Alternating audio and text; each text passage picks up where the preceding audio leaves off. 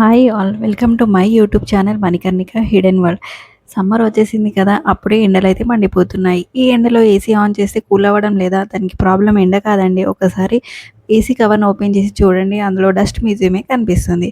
ఎలా మరి ఇప్పుడు సర్వీస్ వాళ్ళకి పిలిచి ఫ్యాన్ హెడ్ ఎందుకు దండగా? అండ్ వాళ్ళు టైంకి కూడా రారేమో. సో ఈ వీడియో చూస్తే మీరే ఏసీ సర్వీస్ చేసుకోవచ్చు. సో ఫస్ట్ అయితే స్విచ్ ఆఫ్ చేయండి అండ్ మెయిన్ పవర్ ప్లగ్ కూడా తీసేయండి. మొదటిగా మన సేఫ్టీ చాలా ఇంపార్టెంట్. ఇక కవర్ ఓపెన్ చేసి చూస్తే డస్ట్ మ్యూజియంతో ఉన్న 2 ఫిల్టర్స్ అయితే కనిపిస్తాయి.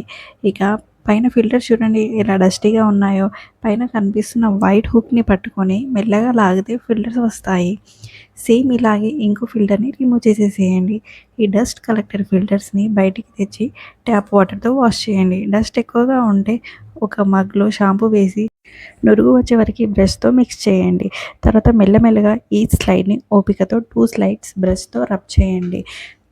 నెట్ అనేది చాలా డెలికేట్గా ఉంటాయి కాబట్టి మెల్లిగా రబ్ చేస్తూ క్లీన్ చేసుకోండి.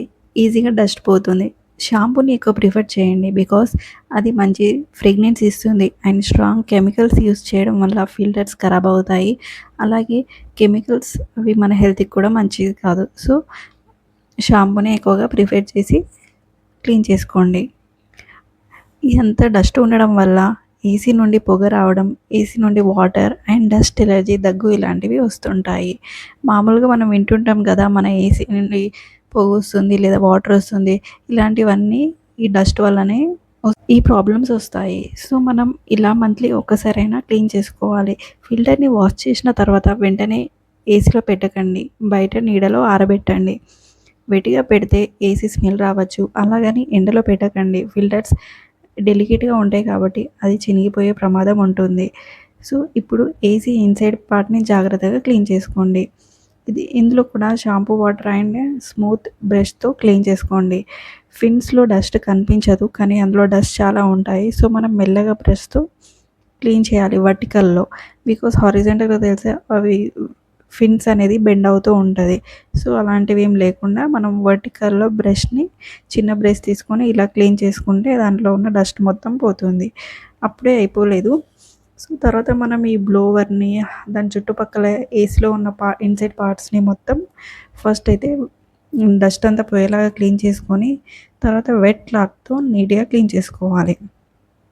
తర్వాత మనం మర్చిపోయేది ఇందులో ఫ్లిప్పర్స్ అండ్ వింగ్స్ అన్నట్టు. సో ఫ్లిప్పర్స్ అండ్ వింగ్స్ కూడా అందులో డస్ట్ ఉంటుంది కాబట్టి వాటిని మంచిగా క్లీన్ చేసుకోవాలి వెట్ క్లాత్తో. సో లోపల ఉండే ఫ్లిప్పర్స్, వింగ్స్ అండ్ ఈ ఫిన్స్ అన్నీ చాలా డెలికేట్గా ఉండడం వల్ల మనమైతే చాలా జాగ్రత్తగా మెల్లగా దాన్ని క్లీన్ చేసుకోవాలి. ప్రతి పార్ట్ జాగ్రత్తగా చూస్తూ ఎక్కడ డస్ట్ ఉంది లేదా అనేది మనం క్లియర్గా చూసి మొత్తం క్లీన్ చేసుకోవాలి. ఇలా సర్వీస్ వాళ్ళు కూడా చేయలేరు. వాళ్ళు ఓన్లీ పైన ఉన్న ఫిల్టర్స్ అండ్ ఇన్సైడ్ బాడీని క్లీన్ చేసి అలా వెళ్ళిపోతారు. సో మన వస్తువు కాబట్టి మనం పైన ఉన్న బాడీని అండ్ లోపల అంతా మనం చూస్తూ ఈజీగా మనమైతే క్లీన్ చేసుకోవచ్చు. ఇలా వాళ్ళకి 500 ఇవ్వడం కంటే మనం ఈ 1 అవర్ కష్టపడితే ఆ 500ని సేవ్ చేసుకోవచ్చు. సో ఆ షాంపూ వాటర్ మిగిలిన వాటర్ని అయితే మనం ఫిన్స్లో పోయాలి. పోసి దాంట్లో పైప్లో బయట ఉన్న ఎక్స్ట్రాక్షన్ పైప్ ఉంటుంది కదా, అందులో ఆ వాటర్ వస్తున్నాయా లేదా అనేది చెక్ చేసుకోవాలి. అందులో వాటర్ వస్తే ఏసీ అంతా కరెక్ట్ కండిషన్లో ఉన్నదన్నట్టు. లేదంటే వాటర్ రాకుంటే ఏమైనా స్ట్రక్ అయి ఉంటుందేమో చూసుకోవాలి. సో ఈచ్ పార్ట్ని నేను చూపిస్తున్నట్టు వెట్ క్లాత్తో ఏ పార్ట్ని మర్చిపోకుండా క్లీన్గా తుడుచుకోండి. లోపల ఈ బ్లోవర్ కానీ, వింగ్స్ కానీ, ఫిన్స్, ఇన్సైడ్ మనం ఫిల్టర్స్ పెట్టే స్పేస్ దగ్గర ఆ వింగ్స్ కానీ ఇలాంటివన్నీ మనం ఏది మర్చిపోకుండా వెట్ క్లాత్తో అయితే తుడిచేయండి. ఇవి చాలా డెలికేట్గా ఉంటాయి కాబట్టి ఎక్కువ ప్రెస్ చేస్తూ చేయకండి. మెల్లగా చూస్తూ తుడిచేయండి.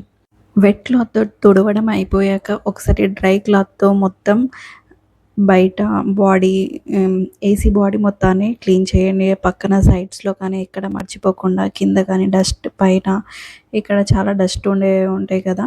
సో ఒకసారి మొత్తం డ్రై క్లాత్తో అయితే తుడిచేయండి. తుడిచేసిన తర్వాత మనం ఆరబెట్టిన ఫిల్టర్స్ డ్రై అయ్యాయో లేదో చూసుకొని, ఫిల్టర్స్ డ్రై అయ్యాక సేమ్ ప్లేస్లో మనం హుక్ పట్టుకొని సెట్ చేస్తే అది ఈజీగా పెట్టేయచ్చు.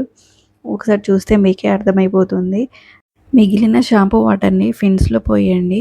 ఆ వాటర్ బయట ఎక్స్‌ట్రాక్షన్ పైప్‌లో వస్తున్నాయో లేదో ఒకసారి చెక్ చేసుకోండి.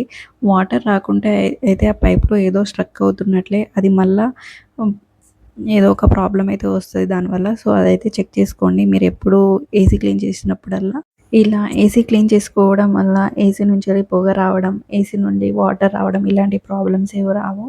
అలాగే తక్కువ టైంలో కూల్ అవుతుంది డస్ట్ లేకుంటే. అండ్ కరెంట్ బిల్లు కూడా తక్కువ ఉంటుంది. ఎక్కువ డస్ట్ ఉండడం వల్ల కూలింగ్‌కి ఎక్కువ సమయం పడుతుంది కదా! సో, కరెంట్ బిల్లు కూడా ఎక్కువొస్తుంది. చాలామంది అంటుంటారు ఏసీ వల్ల ఎక్కువ కరెంట్ బిల్లొస్తుంది అని. అలా ఏం కాదు. డస్ట్ క్లీన్ చేసుకుంటే మనం మంత్లీ ఒకసారి కరెంట్ బిల్లు కూడా తక్కువ పడుతుంది.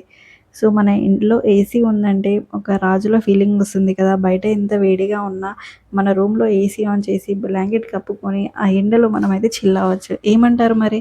క్లీన్ చేసుకొని హ్యాపీగా ఈ ఎండలో కూల్‌నెస్‌ని ఎంజాయ్ చేయండి. సో, నాకైతే ఏసీ క్లీన్ చేసుకోవడానికి 1 అవర్ అయితే టైం పట్టింది. రూ. 500 సేవ్ చేసినట్టే కదా! ఆ 1 అవర్‌లో అయినా. సో, ఇక మీరు కూడా ఇలా సర్వీస్ బాయ్ ఎవరు లేకుండా మన ఇంట్లోనే మనం ఈజీగా క్లీన్ చేసుకోవచ్చు. సో, మీరు కూడా ఇలా చేస్తే నాకు 500 సేవ్డ్ అని కామెంట్ అయితే పెట్టండి. లాస్ట్‌కి క్లీనింగ్ అండ్ ఫిల్టర్స్ అయితే సెట్ చేసేసాక మెయిన్ ముందున్న బాడీని అయితే జాగ్రత్తగా క్లోజ్ చేసేసేయండి. క్లోజ్ చేసి మెయిన్ ప్లగ్ కనెక్ట్ చేసి ఏసీ ఆన్ చేసుకోండి. ఫ్రెష్ అండ్ కూల్ ఎయిర్ వస్తుంది. మీరు కూడా డిఫరెన్స్ ఫీల్ అవుతారు. ముందు డస్ట్ ఉన్నప్పుడు ఎలా ఉంది, క్లీన్ చేశాక ఎలా ఉందో మీకే డిఫరెన్స్ అయితే తెలుస్తుంది. ఇలా క్లీన్ చేసుకోవడం వల్ల ఏసీకి కూడా ఎక్కువ లైఫ్ ఉంటుంది. సో, మనం ఏసీలో కూల్‌గా ఉండాలి అంటే ఏసీ క్లీనింగ్ కంపల్సరీ. సో, ఈ వీడియో కొత్తగా ఏసీ తీసుకొని ఇలాంటి ప్రాబ్లమ్స్‌తో ఇబ్బంది పడుతున్న వాళ్ళకైతే యూస్‌ఫుల్ అయి ఉంటుందనుకుంటున్నాను. సో, ఈ వీడియో నచ్చితే లైక్ చేసి సబ్స్క్రైబ్ చేసుకోండి. అలాగే ఏసీ ఉన్న మీ ఫ్రెండ్స్ అండ్ ఫ్యామిలీస్ అందరికీ షేర్ చేయండి. Okay. Bye. Hope you like this video. Meet you in the next video.